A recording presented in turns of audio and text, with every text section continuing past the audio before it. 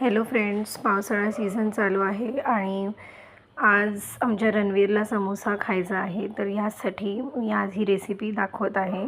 समोस्यासाठी मी साधारणपणे 1 कप असं मैदा घेतलेला आहे. त्यामध्ये ओवा, मीठ आणि तेल घालून हे छान मिक्स करून याला मळून झाकून ठेवायचं आहे.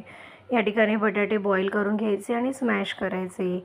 ही पूड मी केलेली आहे, ज्याच्यामध्ये धने, जिरे आणि बडीशेप असे आहे.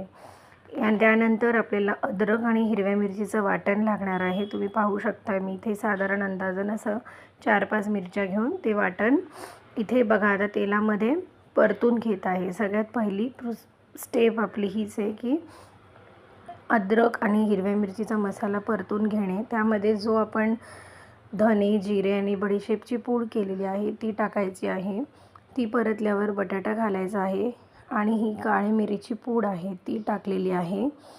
बॉईल केलेले वटाणे, हिरवे वटाणे ते सुद्धा मी इथे टाकलेले आहे आणि चाट मसाला आणि मीठ हे असं चवीनुसार टाकून लास्टला मी कसुरी मेथी ही ऑप्शनल आहे, पण याच्याने छान चव येते म्हणून मी ते टाकलेली आहे. आता मी समोस्यासाठी ही पारी लाटून घेतलेली आहे. थोडीशी लांबसरच लाटायची आहे, तुम्ही बघू शकता.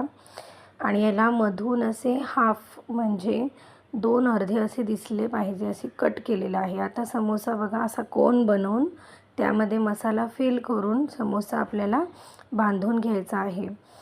यामध्ये तुम्ही बघू शकता 1 वाटी पिठामध्ये जवळपास 8 असे समोसे तयार झालेले आहेत. ठीक आहे.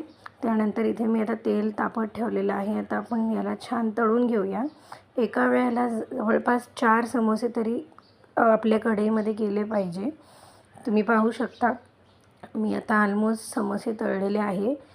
1 समोसा मी आता रणवीरला दिलेला आहे आणि असे छान मस्त खुसखुशीत असे समोसे झाले आहे.